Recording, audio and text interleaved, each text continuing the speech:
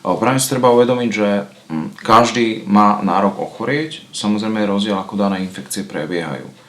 To je veľmi špecifické najmä napríklad pre detský vek, kde my máme taký pojem, ktorý sa nazýva fyziologická chorobnosť, čo je také veľmi čudné spojenie dvoch vecí, že prirodzená chorobnosť, ale hovorí to o tom, že v kontexte toho v podstate dozrievajúceho imunitného systému je istá frekvencia infekcií v priebehu povedzme roka očakávateľná. Veľmi jednoducho povedané, u malých detí, povedzme v tom predškolskom veku do 5. roku života, je rádovo 6 až 8 infekcií horných dýchacích ciest niečo očakávateľné a normálne. Ale sú to infekcie, ktoré sú ľahké, ktoré sú mierne, trvajú niekoľko dní, dobre odpovedajú na symptomatickú liečbu, obvykle nevyžadujú antibiotickú liečbu a nezanechávajú následky a komplikácie. To sú tie podmienky a najmä sú v zimných a jesenných mesiacoch. U povedzme starších pacientov, starších detí a dospelých je to rádovo 2 až 4 infekty do roka horných dýchacích ciest. Je to očakávateľná chorobnosť. Preto najmä rodičom treba opakovane povedať, aby sa nevyplašili, keď ich dieťa má 4. nádchu v priebehu roka. Je to niečo normálne a dieťa kvázi z toho vyrastie.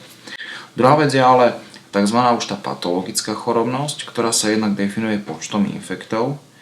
To znamená, to sú viac ako tie čísla, ktoré som povedal, ale čo je veľmi dôležité, je skôr charakter tých infektov. To znamená, ak sú infekty, ktoré trvajú dlho, z ktorých sa človek nevie dobre zotaviť, ktoré zanechávajú následky, napríklad dlhotrvajúci kašel po infektoch. Infekcie, ktoré prebiehajú komplikovane, nereagujú na základnú liečbu a vyžadujú antibiotika, neraz opakované antibiotika. Zápaly dolných dýchacích ciest, zápaly plúc, chronické zápaly prínosových dutín s komplikáciami, u malých detí napríklad komplikované zápaly stredoušia.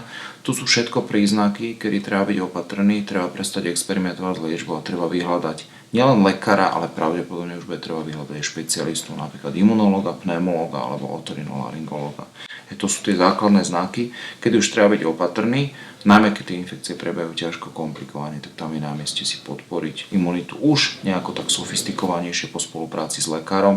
Ak je tá chorobnosť mierna, nekomplikovaná, tak tam sa možno spoliehať naozaj na tú samoliečbu, na odporúčanie povedzme farmaceuta, lekárnika, ktorý odporúči dané prípravky vo všeobecnosti na podporu imunitných funkcií.